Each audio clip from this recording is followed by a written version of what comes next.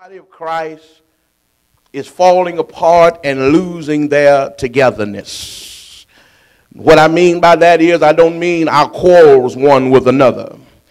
I don't mean our fussing and our displacement one with another. But what I mean is as a vessel for God, we're beginning to lose our togetherness.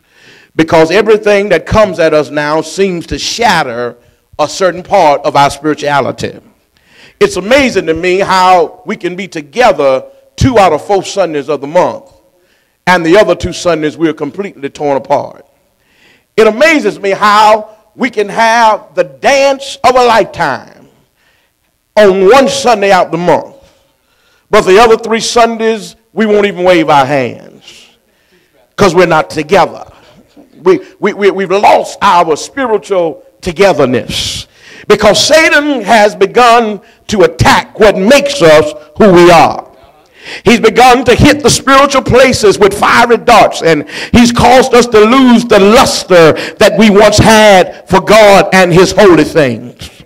So now what we do is we take the church at face value, and we come to church, and if we have no problems and no incidents that week, we're happy and we're stripped, we're dancing and we're screaming and we're having such a time in church service. But if we've had at least one incident that week, you can't sing a song that will move us. You can't pray a prayer that will move us. You certainly can't preach a sermon that will move us. It's because we're not together as we proclaim to be in the face of the Father. But God said we're living in a time now where if you're going to worship me in spirit and in truth, you got to get it together. So I want you to reach over and tell somebody on your row, it's time to get it together. I believe that we're doing ourselves a disservice and we're doing God a disservice when we're playing with his emotions like we do.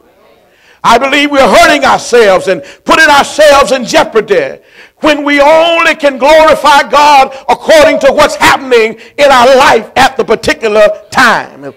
When my life is in order, God is everything to me. But what happens when my life is not in order?